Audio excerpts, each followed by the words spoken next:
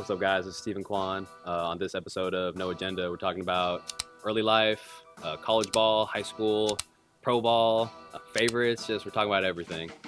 Tune in.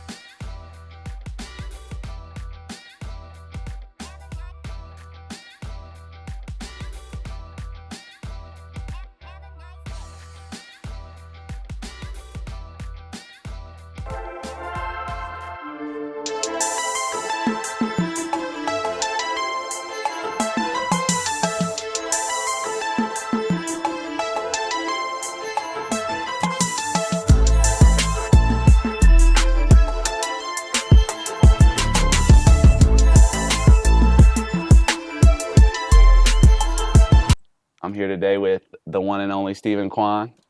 Welcome, my boy. Let him know where we at today. Where we at? We're in Fremont, California, at the hometown crib, in the backyard, Papa Kwan cultivated garden. We're just vibing. Nice little cloudy day. We got the little leaves on the ground. The fall it's a nice little day. Yeah, real tranquil. Would you say real tranquil? Real tranquil, bro. It's nice. Real vibey, bro. Yep. All right, so let's just get into a little bit, bro. How's life been, bro, for you? Life's been good. Yeah, I mean, like I was telling you, we've been traveling a bunch. My fiance just came back from wedding number 8, so we've just been cycling. It's nice to kind of come here, see all the homies, see the people we need to for this short time, and then back to Chicago. And I mean, from there, it's really game time until spring training. Yeah, it's gonna be here like that, huh? 100%. All right, let's just get the interview going a little bit. Talk a little bit about what life was like for you growing up. Tell the people that wouldn't know, what was a day in the life as a kid for you? How were your parents strict on you? Yeah. You have a lot of siblings. How did your family dynamic work for you as a kid? Yeah, it's funny. I actually talk about this with a lot of people, which is really interesting. So I had a half brother and a half sister. So my half sister, we shared the same mom. She was 5 years older. And then my half brother, who I share a dad with, he was 8 years older. Oh, wow. So I only saw them, obviously, like, a certain amount of time, child custody stuff. But like, I always say it's funny because like when you're a kid, like none of that means anything. You don't even realize. You're like in your own world. You're like, you play when you want. You got your own school stuff, and like kind of everything else I feel like is kind of in the background. And I think that is probably a testament to like just having like a really good childhood where like I didn't have any worries, no stressors. Like I didn't have to grow up faster than I needed to. It was pretty simple, Mom was like the typical kind of dragon mom on me with like academics, behavior stuff, and then my dad was like the chiller, like go play some baseball. He was good cop, my mom was bad cop. But I feel like that was kind of like the balance that like every kid needs. But yeah, I was really close to both my siblings. We spent a lot of time with each other, but it was a pretty normal childhood. I think I felt very blessed with what I had and what my parents were able to offer me. That's sweet. What was it like growing up in the Bay Area, Fremont specifically, but obviously you mainly played baseball, but just life as a kid, especially in the Bay, it's different for a lot of people that don't realize. So kind of give some perspective on that and just a little bit of your experience. Yeah, so it was interesting. I first started private school kind of out in Sunnyvale. Yeah. So like I was like South Bay area. I didn't really get like a great gauge of like Bay Area baseball from that because it was literally like I would sleep here, go to school out there, Little League over there. That was it. It was really when I started playing travel ball and like was just kind of older in like middle school, high school, where I really started like, play with the Rakers, I play with Head First. And that's when you kind of start realizing like there's so much talent everywhere. Yeah. All this kind of culture, which is really cool. Yeah, I feel like you don't know that when you're in Little League and everything. You don't truly understand the Bay. Absolutely. You're just kind of just in your city and just playing with your friends. 100%. And then once you start to get past Little League into the bigger fields, you're like, wow, there's really a lot of talent here. And just not just Fremont, not just Oakland, not just Pleasanton. There's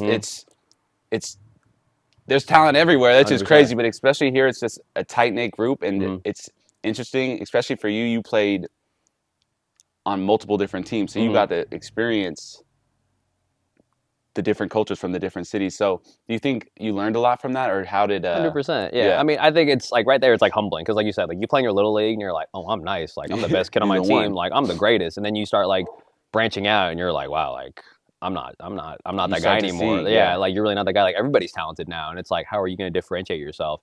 And I think that's what kind of I kept seeing was like, okay, like you have your little pond, you try to like get as good as you can, then you're like the big fish in the pond, and then there's always more. There's always more to like zoom out on, and you're like, oh wow, like I was my best in my area. It's like, okay, now I'm like the whole Bay Area, like wow, like there's so much talent, there's so many different people, so many things you can learn, and you never really understand the whole scope until like, I mean, I feel like now is when I Yeah. realize like you look around, you're like wow, like True when you're older. all the people that showed up at the event, you're like no Exactly. way, like I forgot that he was out here. Like Exactly. you start telling war stories, and you're like yo, that man was cold when he was Yes. 16, like. Bro, you remember when he did that in like the college regionals? Exactly. Like it's just crazy how they're everywhere. The Bay Area ties run deep for real. It's Mhm. just it's low key insane. And I've ever since I graduated college, really, I started to realize this in college. But once you start to leave the Bay, you start to realize how much talent is here, and just how much different it is here. Mhm. And it's just something that you feel, and you have to kind of know by being here, if that makes 100%. sense. It's also interesting too, because like it depends what part of the Bay you're in. Because Facts, like it's different. for some areas, it's like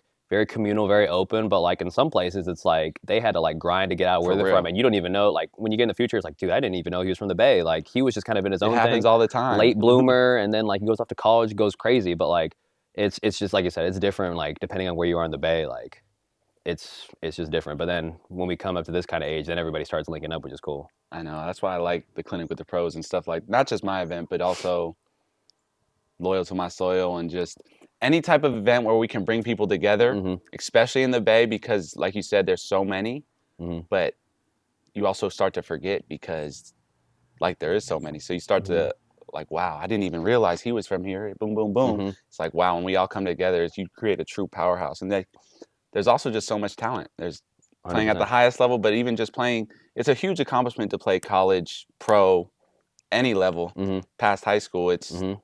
It's amazing to me how many come out of the Bay for real. Absolutely. And, Yeah. and it's so expensive to live out here. So a lot of people Facts. don't even like stay here, but like you could even go another level and be like, I was just talking to my boy Trevor Larnick the other Yep. day. I mean, he was a big staple out of here, College Park and all that. And like Cold. he's out, he's staying out elsewhere. But like if you count the people who like are from here and then like moved out, like the list grows That's what I exponentially. mean. It even gets crazy, Mhm. bro. All right. Let's talk a little bit about staying on the kid vibe. Mhm. Who were some of your biggest inspirations as a kid? That doesn't just necessarily have to be baseball wise, but who were some of the people that you looked up to? Could be a family member, it could be a teacher, Mhm. could be a coach that you had. Mhm. Who were some of the biggest influences on you as a child that you still think about to this day? Yeah, I mean, I think the easy one that I can think of is my dad. Like, Yeah. kind of talked about like he was the good cop in all this. It's just interesting because like you've seen in travel ball, like a dad wants it more than his kid, and the kid Yeah, falls out of facts. love with all that. Real easy. He would do it every single year. We would finish the season out, and he'd look at me and he's like, "Do you still want to play? Do you still enjoy baseball?" And it's like, and baseball is my whole identity. So obviously, I was like, "Yeah," but like that kind of pause was like, "Oh, like, am I just doing this because like I got nothing better to do, or do I like actually love it?" So it was almost like a check-in, just being like, "Man, From a like." young age. Like wow, I do love this, like I want Yeah. to keep going. And even like through the hard stuff, like he would give me opportunities to be like, yo, like we don't have to go to this tournament if you don't want to, like it's really far. Like he had a really good gauge in like where my mental was at all the time. He's like, we don't have to go all the time. So I think he was the one who like cemented baseball for me, and like also had that like really tender love and make me find baseball. But like outside of like baseball players, I would say like Travis Ishikawa was a big one. Like he was like local Giants player, Yeah, yeah. obviously Japanese player. Like you didn't see that a lot. And he was Huge, yeah. Asian American as well. Like he wasn't even like from He had Japan. a huge home run for the Crazy. Giants. Was it to go to the World Series? Yeah, I think Yeah, they go to the World 2014 Series. NLCS. Yep. I think off of Michael Waka. My dad was at that game. My dad was at that game. He was there? Yeah, he was at that game, and I remember, I think he offered me a ticket, and I was like, oh, I can't go. And then of course that's the game. Wow. Yeah, so like Ishikawa was a big one growing up, and then of course Ichiro Yeah. was like instrumental in my development as a baseball player. So when you were a kid, you would watch a lot of their highlights or anything like that, or you just kind of just obviously take little things from their game that you would try and mimic, or what would you do? Yeah, I mean, I feel like I wouldn't watch highlights because I don't think I just had that kind of access. Yeah, to, but like, it what was I'm a looking different. at. I forgot. It was a different time when we were kids. I know. There We're wasn't old now. YouTube. Yeah, It was YouTube, but like it was like grainy. it was kind the of very stuff. it was the very Yeah. beginning, and no one really had that type of content. I guess Yeah, you the could call access it. to all Yeah, that kind of stuff. that was very exclusive. Yeah, no, it would just be one of those things though, where like you're like my Giants game was always on the TV, and it's like you hear Travis Ishikawa and you kind of just stop and you like watch for a little bit, and then you tune back out after. Yeah. I think it was just like it was super big for just like media coverage, you know, Just like seeing them. 100%. I feel like just that they seeing could do them it. in a national spotlight was enough for you. I feel 100%, like especially local. The Giants were right there. Mm-hmm. Ishikawa was a big time player for the Giants at the time too. Mhm. So Yeah. that's dope. All right, let's get a little bit off the childhood aspect of it. Let's go a little towards your college life. Okay. So obviously you were on an elite team at Oregon State. We could talk for hours about that, but let's talk a little bit about the culture y'all created over there, because for those that don't know, his Oregon State team was arguably one of the best teams in college baseball history. I'm going to just say it. Could have won 2 College World Series, though. I will say that, though. 100%. Don't get me going on LSU that. might be mad, but that's a topic for another day. So talk a little bit about the culture you guys created over there. How was it? And is there anything specific that y'all did that helped you guys win so consistently and also win the College World Series? It's a big question. Yeah, so. no doubt. It's hard to like try to like pinpoint it all. Exactly. Like I want to try to like encompass all of it, but like I think the biggest thing was like it started with the top. Pat Casey, our head coach, like he was one of those where it was like he believed in us so much, and he wanted to foster that confidence that like we could go through every day, because like he was straight up and saying like everyone here is gonna be talented. It's like how are you gonna deal with the mental grind of every day? Because it's not always gonna be sweet. It's not gonna always go well and how you want it. Like how do you react to that moving forward? And I feel like the culture that he created was really like accepting a failure, being okay with failure, being out there. So when you came in there, it was already a standard in place, or did it kind of shift when you guys got there? Because your class was also stacked. Yeah, I think. So that's the thing. It's like it starts from the top, but you can't implement it unless players buy into it. Yeah. And I think our freshman year we had a lot of talent, but we didn't really have like a loud voice who really like bought in with that, because I mean everyone was trying to get theirs. Obviously, we had a lot of juniors who were going to their draft year. We didn't have like that great of a team on paper, but they found a way. But I think we didn't make the playoffs freshman year. That was like the first time we hadn't made it in a long time. Yeah, literally like a really long time. So that stain obviously really hurts. And then I think my class at least internalized that, and we had Nick Madrigal who really kind of took the helm. He just played with this kind of like different swagger and confidence that was just like different. He was elite. And it was unbelievable. He played all 3 years. He started from day one. He never got out of it. But it was like Case was the one who preached all of the confidence, like, you know, have no fear. And then you see a guy next to you actually implementing that, and you're like, okay, like I get this. Like you can see it. You 100%. get a real idea of what it's supposed to look like. Exactly. And it's like, okay, if that's what he's feeling and he's balling, like I want to do the same thing. I'm gonna try to ball. And then once you kind of get that spreading throughout a whole team, then you're dangerous. Then you have one heartbeat, one goal, and the goal was obviously Omaha. And you know, we'd win conference, you win a regional, and it's like, no, like we're going for the big prize. You guys dominated the year you guys didn't win. Didn't you go undefeated in the Pac? Or series wise, we didn't lose a series in the Pac. In the Pac-12. Yeah. So we. Oh, you won every series. So we won every series. We lost one game to UW, and one to USC. So we lost 2 games in the season. Impressive. Yeah. So going into Omaha, we were 54-4. Yeah. I think the favorites. Yeah. We swept regionals. We swept the super regionals. We were the favorites going into it, and there was controversy. I already know. I know what you're going to talk about. So that was tough, kind of off the field stuff, and you know that's another that's a whole other story for another day. Bro. Yeah, but I mean we were by far more talented than we were the year we won it. Yeah. I want to say like our pitching staff ERA was like sub-2. We just had dogs out there, and it's, you know, that's how baseball is. The best team doesn't always win, I don't think. It's like you get hot at the right time. Baseball it can probably happen any other way. fueled you guys the next. I wasn't a part of it at all, but I know for a fact that it fueled you guys the next year to come back and absolutely we're gonna win this. Absolutely. And like I said, when we had the talent there, it's like there's no reason why we couldn't, and that really fueled us. And looking back, like that series of like not making the playoffs the first year, second year being this great team and then not finishing it, like that was just like motivation after motivation, where it was like junior year, it was like I remember our biggest flex, I feel like, was like when we won the super regional going to Omaha, like teams dogpile, they go crazy. Like we just all right, here we go. Like what's next? Yeah, back what's to next? Business. Like I thought that was our biggest flex. It's normal. Like going to Omaha, that's not the celebration. Like there's only one dogpile at the end. So. See? Yeah. It's little stuff like that, you know?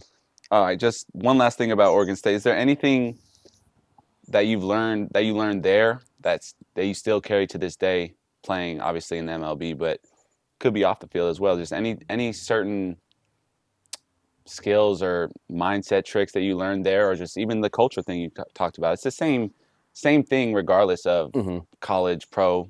You're trying to create that culture. So is there anything that you still use today?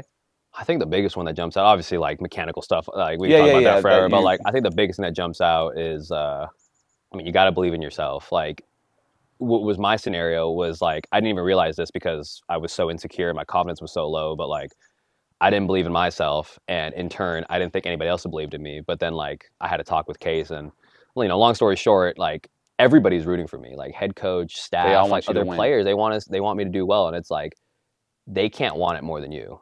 Like they Facts. can feel all this for That's a you. real one, bro. Yeah, That's like real point. they can feel all this for you, but if you don't believe in yourself, this isn't gonna work.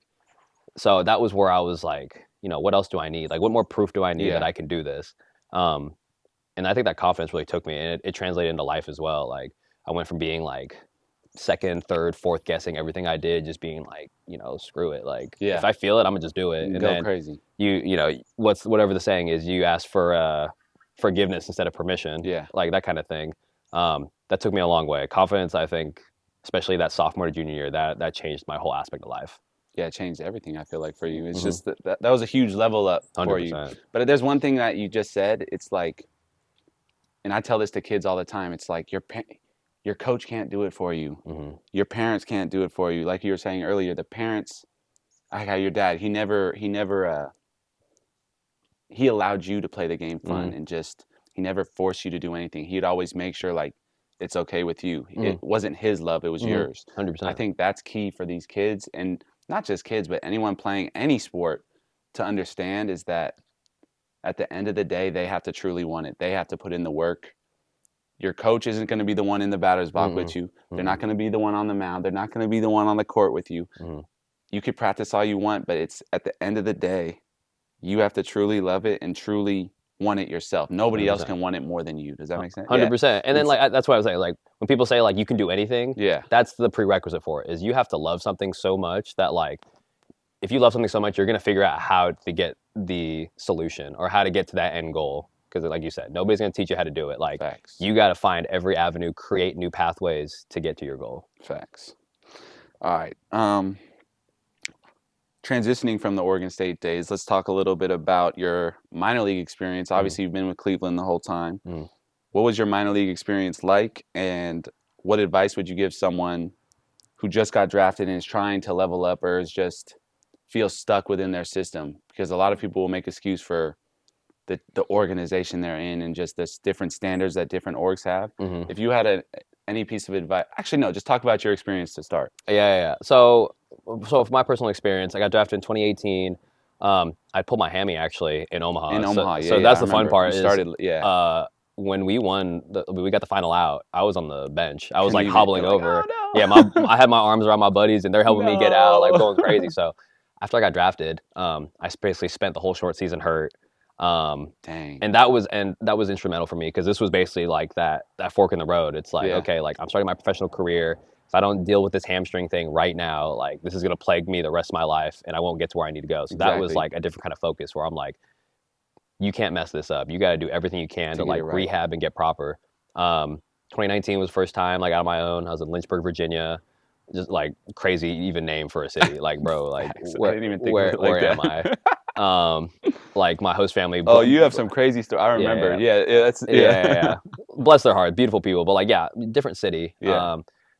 That first year of like full season is a different kind of grind. Like college, what is it? You play 3 in a weekend and then like 1 midweek, maybe. Yeah. Now it's every day. It's every day. It's every day. And like, I think that's when you have to be an adult about things and really be like, okay, like, yeah, I'm a professional, all this kind of stuff. I could go out, I could live the life that I want to live. Or it's like, I got to look towards the future. Yeah. I got to look towards tomorrow, eat right, sleep right, level up on the game any way you can. And because you're not going to want to. You're in a city that you don't want to be in. You're at a level you don't want to be at. And you're probably with teammates that you really don't like. Like who are also being bad influences. Yes. Being negative. Yes. And trying to take your job. Exactly. All at the same time. It's crazy. Like that was where I was going to say, like my first thing of advice, which I think you have to know, but like you got to love baseball. Yeah. Because at the core of it, like. Number one. Yeah. You're not getting paid. I know people know this, but like it's not a luxurious lifestyle at all. Like the only thing that's going to get you through it is like your love for baseball. And obviously the prospect of moving up the next league. But that was like a big wake up call for me. I had a decent year. My biggest thing is I didn't get hurt.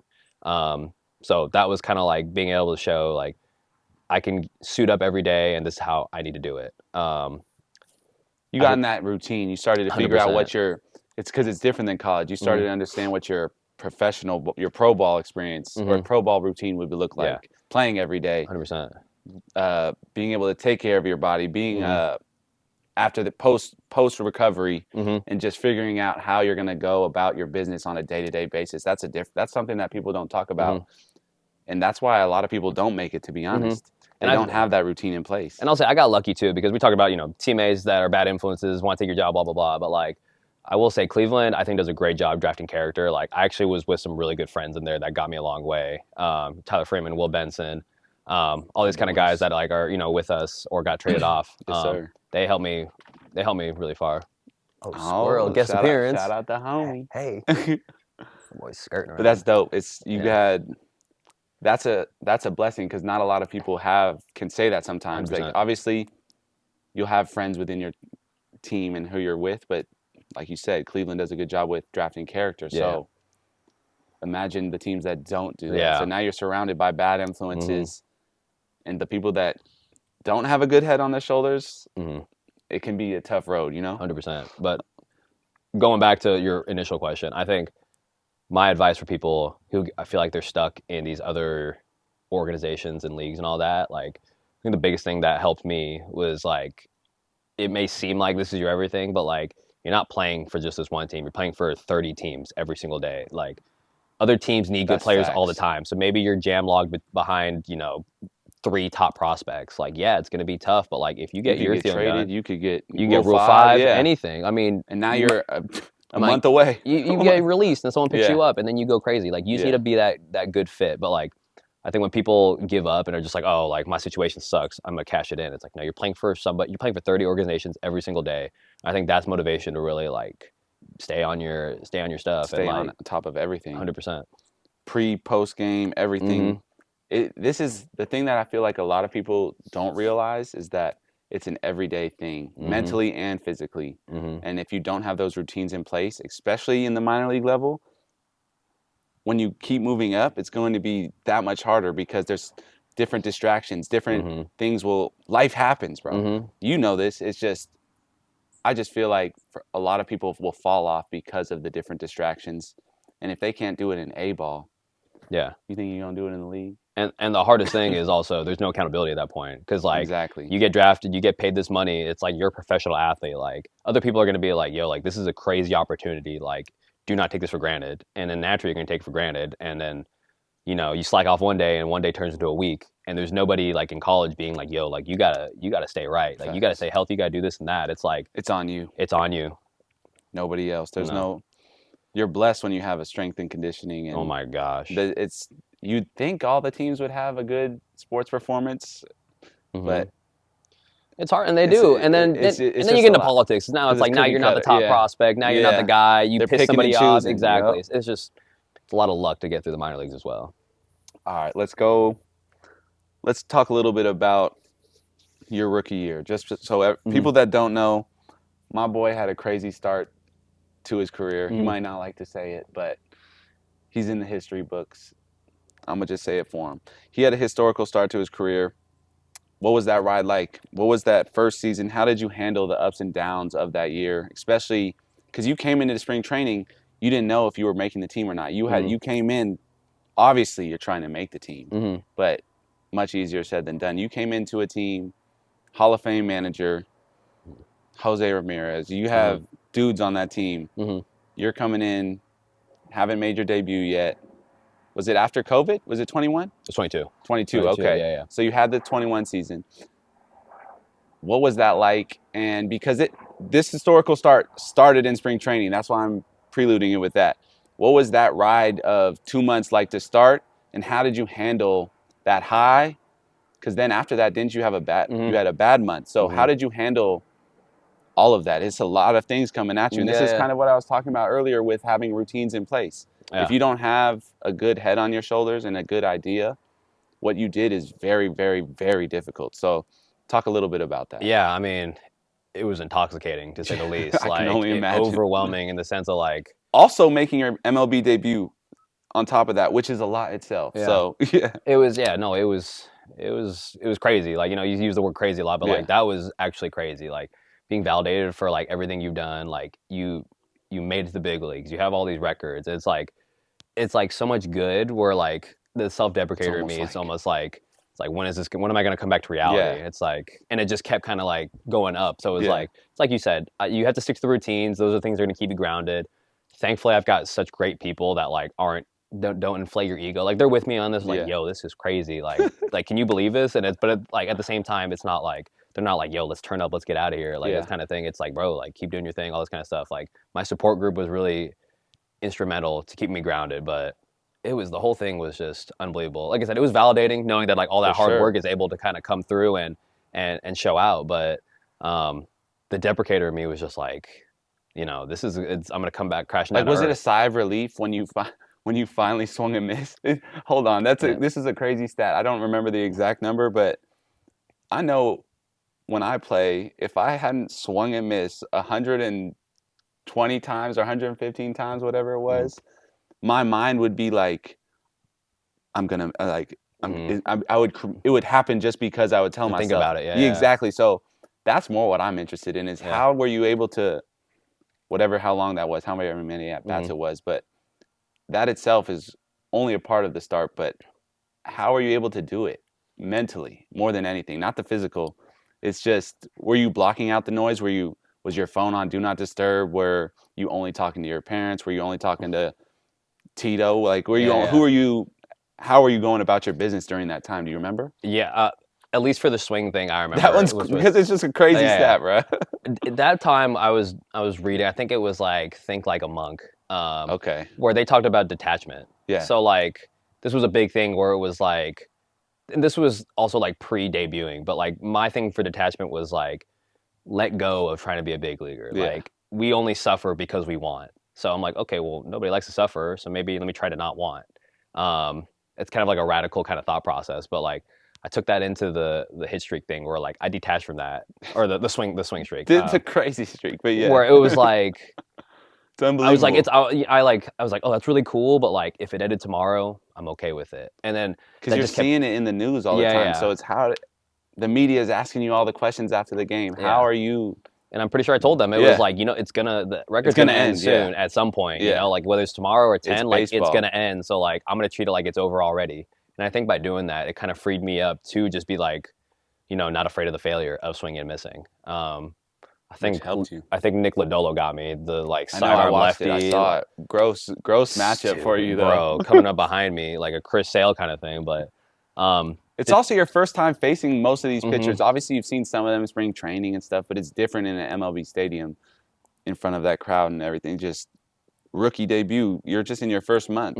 It's cool though that it's like it's kind of freeing in that aspect because like I don't know them, but at the same time they don't know me. Yeah. So facts. Naturally, as a pitcher, you're gonna go with strengths and let the hitter say like what works and what doesn't. So like every pitcher has an archetype. So it's basically like, okay, like they do this well, I'm just gonna try to get mine on that. And then that's when the next step comes is you have all the success in April.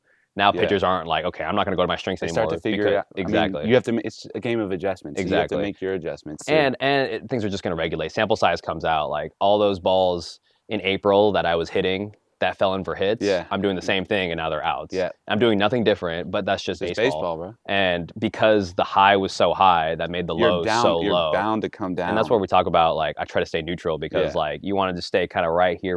You don't want these because these are career enders. Where basically you get so low, you might not come back up. So that was difficult. Trying to be like super objective and being like I just said to you, like sample size. Like I'm not going to hit 400 for the rest of my career. Like I'm going to hit, you know, whatever my number is going to be. I'm going to get that. But like it's just crazy when you see it happening in front of you and it's like a car accident that you can't stop. It's like, oh my God, like it's still happening. Like I keep saying it like, yo, this is like a third week of like me not getting a hit in like 3 games. Like when is this going to stop? And like, are you someone who looks at your stats like that? Or is it kind of just, no, I mean, you know how it is in baseball. Yeah, you know you haven't gotten a hit in a minute. Like, It's a feeling. You don't have to look up at the board to know that it's not where you want it to be. And it's almost like then now you have loss aversion because it's like, you had this thing up here where you were, and like we as humans, it hurts when you have something and it's taken away. Like you would have rather never had it, and that feels better. But because 100%. It was so high and now it's brought down, it's like, yo, I lost my 400 batting average. When it's not like that, but we as a feeling, it's like, damn, like I used to be a 450 hitter. Like, I'm not like that It's anymore. not Like, and sustainable. now you wish you could still have that. And then just seeing that like down course is difficult. And Yeah. again, that's why like it's a blessing that it all happened and it had to happen that way. But like one of these journeys would have been much Yeah. more manageable. It's just, I mean, it's part of the story forever, bro. Like, 100%. it's something that's, like I said, it's in the history books, and it's something that you'll have the rest of your life. There were other things you did that first month that was just, No, it was stupid. you had bro. like 5 hit game or something like that. Yeah, It was, I'm sure you'll play it on, Yeah, on yeah. the video, but like literally, it's foul ball, 0-2 Yeah. count, chase a changeup, Base single. knock. Yeah, it's like that's baseball. You get rewarded for doing But the wrong thing. I love it because that was the introduction for not just the league, but the world to see the type of player that you are, and just something that I've seen since I was freaking 12, and everyone in the Bay has known, but now it's on a national scale. Shoot, a world scale. So I don't know. I just wanted to make sure I hit on that topic because you probably don't like talking about it a lot. It's a good story for sure. Yeah. All right, let's fast forward to present day a little bit. You just made the All-Star team, named a starter as well. Talk a little bit about the emotions that went through your head when you found out that news. Obviously, you were having a great year, dealt with some injuries. I'm sure it was extremely validating, but what were some of the emotions going through your head? Just what was it like? Yeah, it was kind of what you said. Like this year had a really good April, got hurt going into May, and then All-Star voting is like mid-June. Right down around then, yeah. So I think I missed a month with the hammy stuff. So I talk about this a lot where it was really hard because obviously I'm not traveling with the team, so now I'm watching on TV, like the broadcast everybody's watching.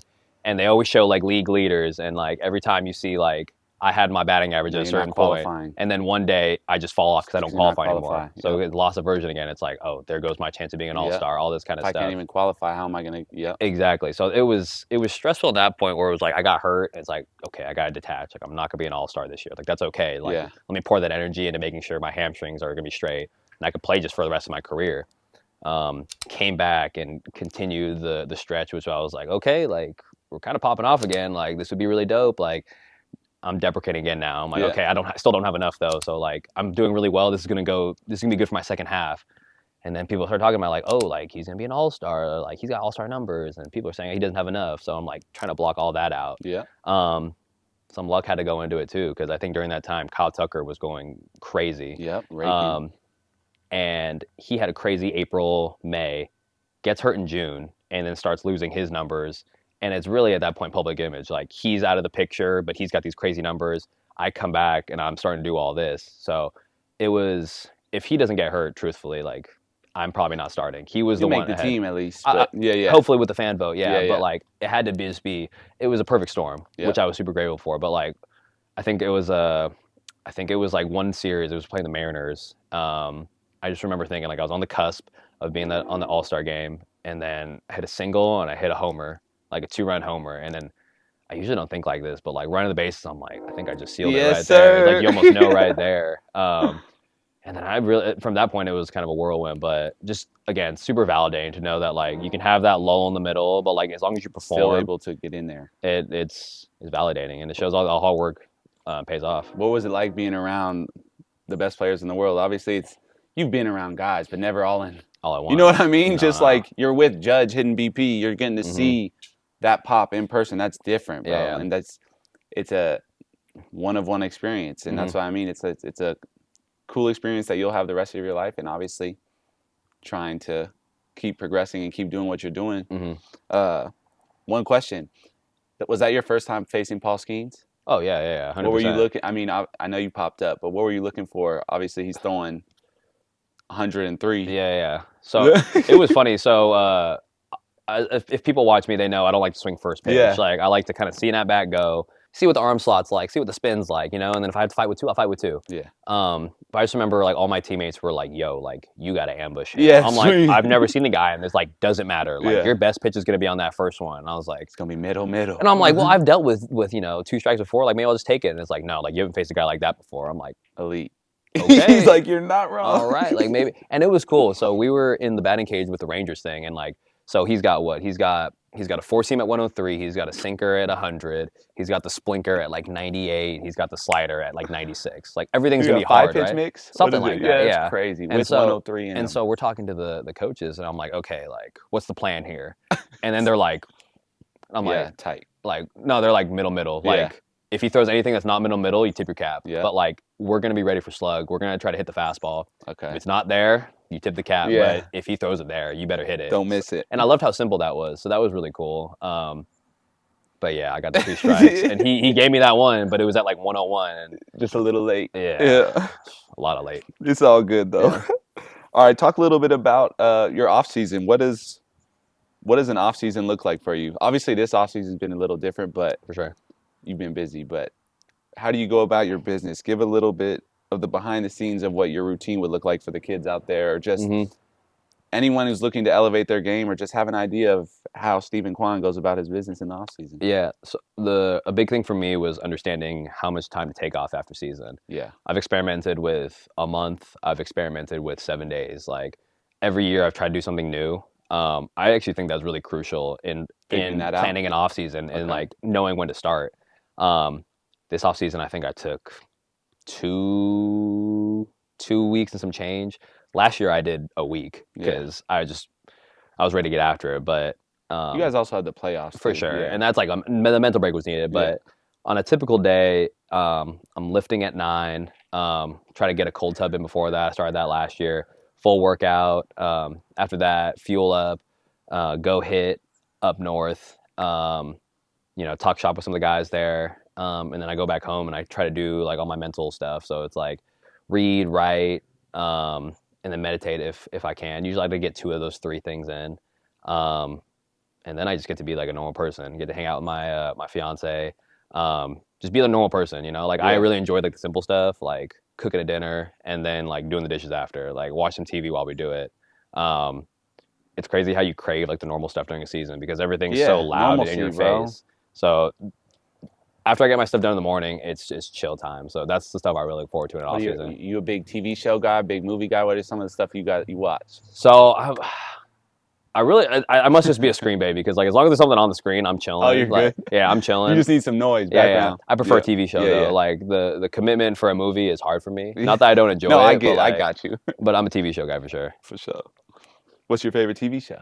So right now I'm watching Welcome to Wrexham. I don't know if you heard of Okay. that. What's it on? So it's like it's on Hulu. It's Ryan Reynolds and Rob McElhenney from Always Sunny in Philadelphia. yeah. They bought a soccer team, I guess, in England. Oh, okay. I did hear about this. Yeah. And so I thought it was like a fiction show, like Yeah. Ted Lasso kind of thing. Yeah. But like they really bought a soccer team No, out it's there. real. and I've never been to soccer like that. So like Yeah. that's just been fascinating for me. So I've been watching that recently. That's cool. Yeah, that's a cool show. Do you have any goals going into this next season? It could be on the field, could be off the field. Just anything that you're trying to do better, or just any overall goals. Yeah, stay healthy. Yeah, stay healthy for full 162. What Richie Palacio said, your best ability is availability. Facts. He told me that one a while ago, and like every year I feel like that just shows like how serious that is. Like the Guardians just signed Carlos Santana. He's in year Saw that. 38, and he played a whole He's year. still playing, yeah. Like he had a great year, no doubt, but he's valuable because he's available every day. Like that's the important part. That whether I'm 27 now, if I can hopefully play into like my 30s, like you need to be available every day. You don't have to be as good as you were today, but you got to be available. So just finding different things like being able to recover better, nutrition, sleep, off-field distractions, trying to keep that to a minimum. There's always room to grow there. So that's if I can be available for 162 this year and plus, like that's a win in my book. For sure, because you've dealt with some injuries every season, but you've been able to bounce back pretty well. It's part of the game. 100%.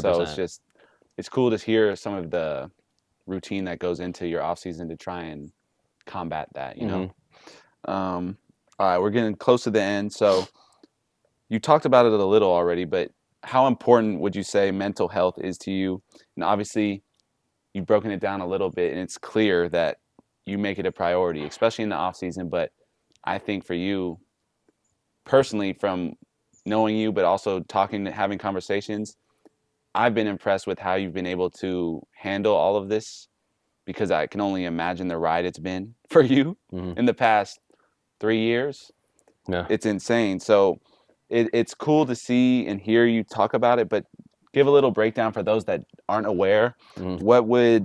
Just how important is mental health, and just what are some of the key aspects of your routine? You kind of talked about meditation, reading, chilling, chilling, blocking out the noise.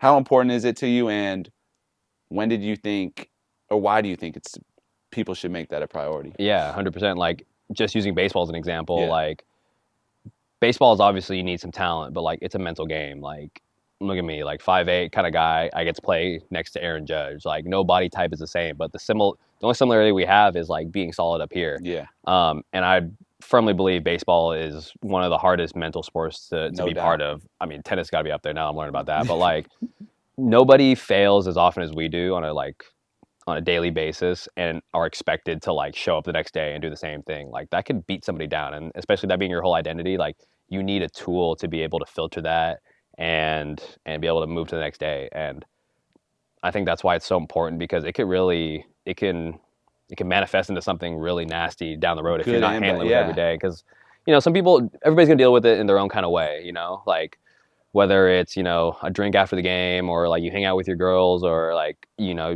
everyone's different. You go out or whatever, like, everybody deals with it different ways. But like, I think at least trying to deal with it the right way is super important. To be able to put yourself in like the right mindset, showing up to the ballpark, not being super negative, because it's so much easier to be negative than it is to be positive.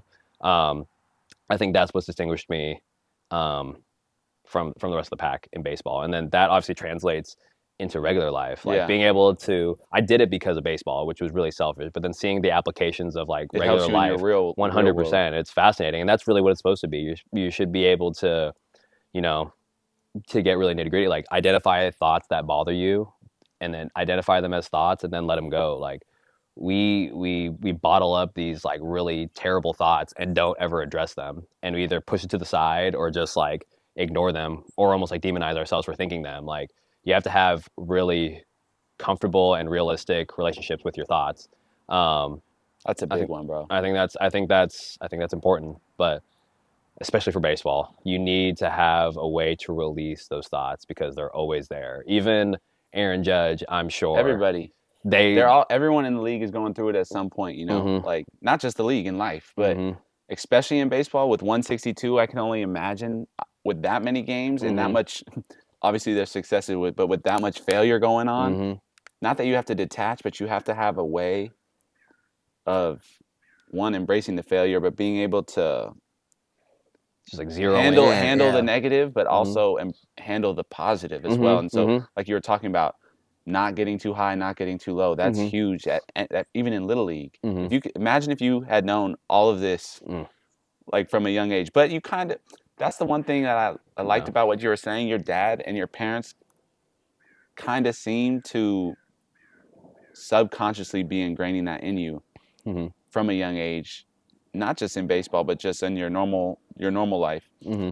Because not a lot of people have the ability to control their thoughts like that, or just they do, but they're not making that priority. So I think the biggest thing with you that I've known you since you got into pro ball, it's like, it's been a priority for you.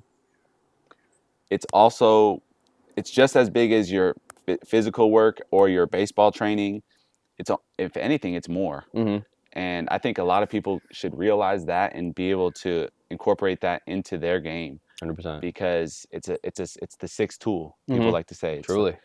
And it'll help you not just on the field, but off the field as well. And I think whenever you are said and done and you're done playing, it's going to help you in whatever you do. 100%. It's like it's a separator. 100%. That's the biggest thing.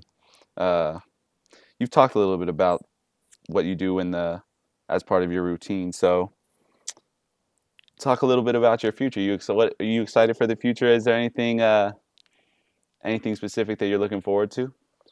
I mean, my guy just got engaged. So yeah, I mean, that's one thing. Yeah, definitely, like, just spending my future with her. Yeah. We've been around a lot of our teammates. Like, in baseball, a lot of those things are accelerated. So like, a lot of our friends have kids. Like, it's gonna be really excited to be a dad one day. Like, it's not I don't think in the near future, but like in the future it's gonna happen. And no doubt. That really gets me excited, just being able to like pass on my love for the game and just like life in general to another child, seeing the impact they're gonna make. I mean, in terms of baseball, like, try to just take it 1 year at a time. Kind of going back to the detachment thing, like I want to play as long as I can, but like also being in that mindset where like, you know what, if everything ended tomorrow, would I be happy with where I'm at today? And if I'm not, how do I get to that point? That's where I'm at with the future, you know, just trying to stay on the field as long as I can, impact as many people as I can, see all the people that I love, just take it from there. But Keep going. yeah, the future's dangerous though, because Yeah, we're terrible predictors of the future. 100%. So if that's the case, why even try to plan for it? You have a good grasp of reality though, and you have a good grasp on your thoughts.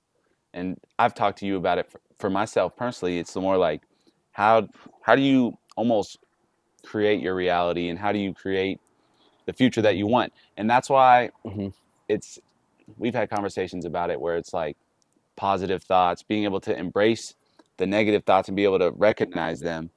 I feel like that's huge for not just yourself, but just any kid coming up, not just in baseball, but in life. So you're doing it right, bro. Well, I appreciate you. Yeah. I appreciate you. All right, so we'll end this with 5 quick questions. My guy doesn't know any of these. Okay.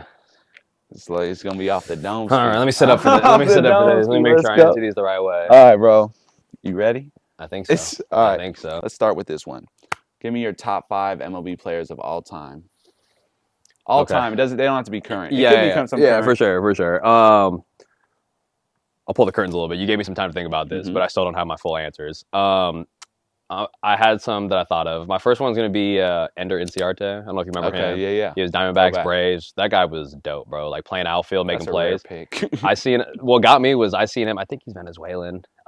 He was doing these outfield drills on the beach, like sand work, and he was just getting after it. I'm like, and I think he was like 5'10", maybe 5'11", like kind of shorter guy like me. He's still taller, but just seeing him like make these like all out plays was crazy. He was one of them. Cole Calhoun, I had the pleasure of playing with for like half a season. I got to see him get to 10 years. It was really cool. Big time. I love seeing him. Like I'm sure you can imagine right now that Superman dive where he just like almost belly flops. Hard, yep. I got to see that in person. I just like full circle moment. I was like, that's so cool. He's a baller. He plays the game the right way. He's got to be up there. Travis Ishikawa, yes sir, was a dog. Buster Posey did Giants, everything. OG. Did everything for the Bay, and now he's the owner over there. Yes sir. So you know, if he ever wants to finesse my way over there, I'd love to. That'd be amazing. And then Ichiro, number 1 for sure. Clean. I'm probably missing some out, but those are the ones that jump to the top right now. Ichiro, obviously, it's just Have you met Ichiro? Or not yet? You know what? This is cowardice of me, but I've been in the same area, but I never do it. So the first time I was there, he was getting inducted, low key. Come on, first time was when he was getting inducted to the Mariners Hall of Fame. So I'm like, I'm not gonna make it about me. Don't bother. Yeah, I got a signed jersey from him. That was really cool. Oh, really? Yeah. Oh, that's Second time he was. We had opening day in Seattle. And homeboy comes out full uni, does the first pitch and everything, and I'm like, okay, another big day for him. I'm not going to insert myself. Yeah, and then ever since, it's like I just kind of miss him. I don't make the opportunity for it, but like they always say never meet your heroes, and I have this like sparkling idea of what he is. So like I'm okay never meeting him and just being like, you're gonna meet him, bro. I'm gonna meet him. I know that. But like you're gonna meet him. My pearly white idea of him right now like is untainted, and I love it that way. So. It'll come around, but I'm sure I haven't met him yet.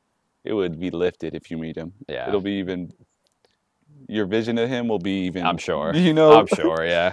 I'm being a coward. Yeah, come on, bro. That's the one, bro. Yeah. All right, next one. We don't like tipping our caps to pitchers, but we're going to have to. If you were to give somebody their flowers, who's the toughest pitcher you've seen in the league? Or if you don't have a certain one, or the best pitch? I'll go extra credit. I'll go both. So I've been on record saying this before, but Carlos Rodon, my first year sunned me like crazy. I want to use Giants or he was with the Giants that year. Yeah. I feel more confident saying this because I got an RBI single off him in the playoffs this year, so I kind of got my redemption. But no, so he went first. He got me in my first at bat, 99 at the eyes, mega ride, like got me. So. He got me out in my next at bat. I remember going, okay, like if I see that thing up, like I'm gonna cheat to it and get it. Yeah. First pitch, ball's coming right in my head, and I'm like, oh shit, like I gotta duck. I duck into the zone to like let it go over me. The pitch is a curveball. It actually spins right into my head. Doses me up right in the head. And he's, you know, awesome guy. He's so kind. He like runs out to see if I'm Yeah. okay. I'm like, I'm good. Thank God the helmet works. I Stupid. go in the K zone after, and literally like you got the box right here. Yeah. Like that ball that hit me was like a ball in. Like if I took Really, it, like if it's spinning. if I took it, the guy could have stuck it and called it a strike. But because I like ducked out of the way into it. so hard, it got me. So that one was gross. And then for my extra credit, I'll say My boy in school right now. I know for real. I know for real. That Yohan Duran splinker. Okay. Is Splinker? yeah, the splitter sinker thing. Like, Dude's throwing 100 now, and we got splinkers. yeah, it's stupid. Come on, bro. It's like you gotta like you're taught to like scoop that thing, but that thing's coming in so hard, like Yeah. it falls right off. And then he's got 103 right at the top. So That's it's what like, I mean, bro. that's what it's stupid. No, that's a good 2. Mm-hmm. All right, here's a good one. I think I already know the answer to this. I think you're on record saying this, but we'll see. Mm. It might be you. Who's the top MLB player in chess? Or that you've faced personally? No, okay, no. This, you know what? So I'm on record saying this. My boy Willie Beeman's gonna hate this. So got it. so I always said that he was the best, but I just came from Arizona to see beat him. So we played a series of 5, and Uh-oh. yeah, I'm not gonna say what the score was, but I definitely held my own on that one. Did so you win? I won at least one. I'm Okay, gonna you're not gonna protect give him up- on that. I'm not gonna disclose it. I'm not gonna disclose it, but all right. it got close. I still think it's Will. It's actually really cool. I'm gonna plug him. He's starting his chess stream on Twitch. He's I trying saw to get him to do a post the other day. yeah. I was like, He's gonna be oh, Twitch he's going streaming. He's gonna be playing crazy. chess because he was grinding with Joey Votto. Joey Votto had that whole He's chess cold, scene, yeah. and he got Joey. Like he kept beating him and over and over. He's gonna have him on the stream and all Yeah, that. so But Benson really y'all got to like tune in and Will see got it like see Willie that? Beeman. He's gonna try to get to 1600. And from there, it's just gonna keep going up. I might show up on there too. I think that'd be Rare, cool. bro. On the Twitch stream? Yeah. Going But crazy. I'd say consistently, he's probably the best right now. But it's close now. Before I wouldn't say it was close. I'd say now it's close. How's it been? Y'all still tight even though he's with a new team? Absolutely, Like, that's my dog. Oh yeah. my, we like Y'all I said, been through it. we were in the minors together. We lived together. When he got called up in 22, we lived together. God, his pregnant wife was with us. Yeah. And that's when I just met Sam. So like Oh. that was like instrumental. Like it's just crazy full Perfect circle timing, stuff. bro. Yeah. But that's my dog. Yes, sir. All right. 2 more. Mhm. Who are your top 3 music artists that you listen to or your favorite? Oh gosh. Okay. Yeah. This is gonna be so biased because I'm back in the Bay, but recently, Okay. yeah, right now I've been on like a West Coast kind of thing. Okay. Larry June, listening to a bunch of Pilo, and then I Yeah. got back on YG. So just kind of like all the way up and down. I just been listening to that. What were your walk-ups this year? So I had a couple. What I kind of like doing is like my first one, I'll have my girl pick it out. It's kind of like hip hop. People know it, and then my second one is for me. Like I get to choose that one. So I'm trying to think. This year I had was it ZZ? Yeah. Kodak and yeah. Travis, and then I had a Larry June one. Good job. Yeah, I don't remember what it was called. It had these like bells going off in the back. But you It was do crazy. instrumentals, don't you? Yeah, I do instrumental. Yeah, I yeah. don't like hearing voices All the too words, much. it gets it And then annoying. I did a Pilo joint. Now you caught me off guard. My caffeine's wearing off. Nah, it's all good. But I did a Pilo song for my second one. No, that's sweet. Mhm. All right, last one. What's the most important thing that you think, if you were talking to a kid in Little League right now, Mhm. Little League, travel ball, 5th grade, 6th grade, they're just starting to find their love for the game. Mm-hmm. What would your number one piece of advice be for them just to, I think you already kind of alluded to it, but obviously love for the game, but just anything that they can do to improve their game, what would your number one thing be?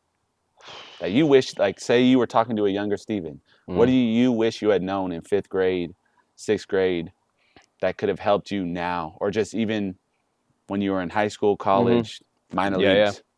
If I could tell myself something, or even a younger person something, I think this resonated with me a lot, was like, there's going to be so much more baseball ahead. If you love the game, you will continue to keep playing. And there's going to be so much more. Like when I was younger, like I think just how my mental was at that point, like every time I got out, it was so big. Like it just felt like if I struck out, like my whole day is ruined kind of thing. Yeah. Like just knowing that there's like more baseball down the road, like even when I was 16, knowing that I'd be still playing baseball 10 years from now, like that strikeout would feel so small. But that's just also being a kid. Like all these experiences are new, so like they're so impactful. But just being able to like comfort myself every day and be like yo, you're fine. Like you didn't make your team. Like that's okay. Like you're gonna play ball for another couple years and you're gonna love it. It's gonna be awesome. Everything happens the way it's supposed to. But like don't get down.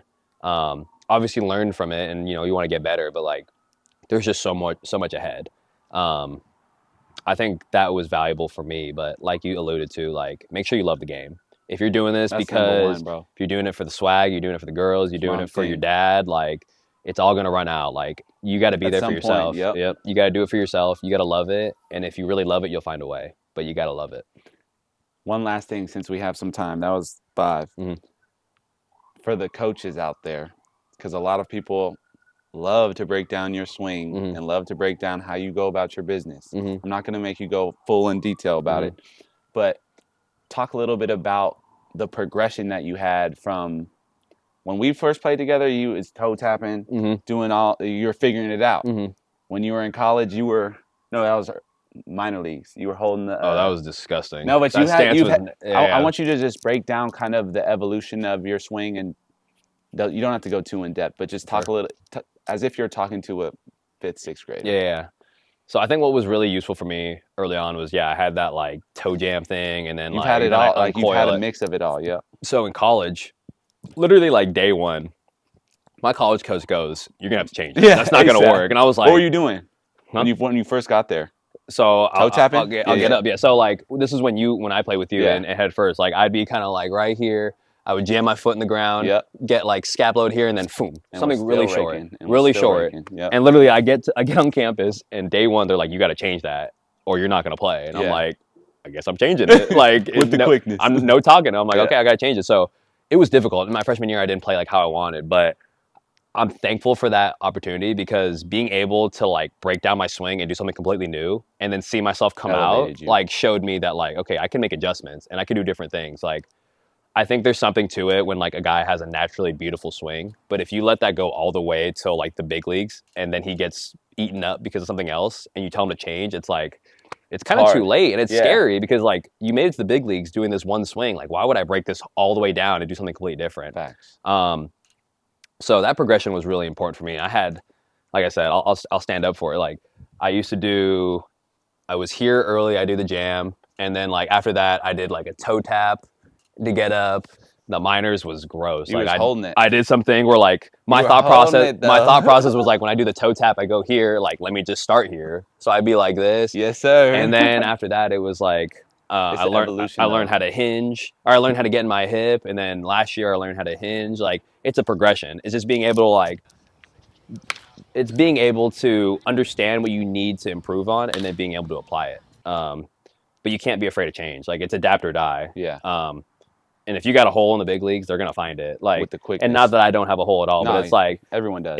It's maximizing what you can do really well, and then being consistent with that.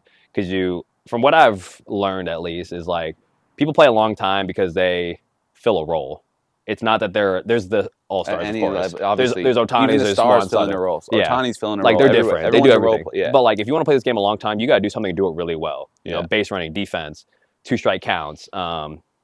Bring something to the team. Bring something to that lineup. Exactly, and then help your team win. Be a good teammate. That's really important. But that's kind of where the whole progression was. Like I felt comfortable making these adjustments because in college, day one, been making these adjustments. They said your swing stinks. Yeah, like, let's rework it. No, that's how you were bunting.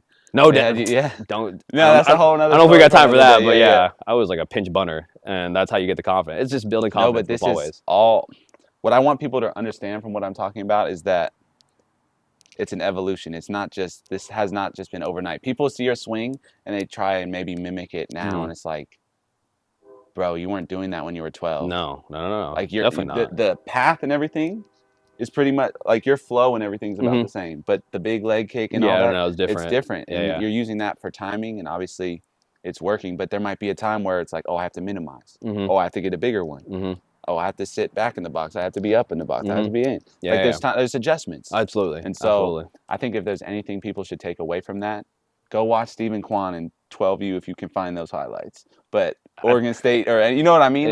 You'll see the progression. And that's why I think a lot of kids and parents and a lot of these coaches who love to break his swing down need to understand is that for it to work in the league, there was a progression behind that. It didn't just happen overnight. 100%. And if there's anything I want people to take away from that, is that's a main takeaway. But and also, I mean, and to finish up on that, like I think it's also it's dangerous to like mimic other Exactly. players because not everybody's You can body's the take same. inspiration from For it, sure. for But sure. like and- everybody's body's the same, hip tightness, T-spine, all this kind of stuff. Yes. Like you got to be athletic up there. You got to be athletic and just let it be smooth. Find a way to catch some barrels, boy. Mm-hmm. Yes, sir. Yes, sir. Yes, sir. I'll end it with this, bruh. I want to give you your flowers, bruh. I appreciate My that. boy been a winner from the jump. You don't even, it speaks for itself. His resume is just starting. Excited to see what's coming in the future for you, bro. Yeah, I'll be watching, bro. I hope you guys enjoyed this episode. You got a message for the people? What's One final message? I don't know. Stay consistent. Keep it rolling. Yes, sir, Ski. Thank you, bro. Yes, Yes, sir. sir.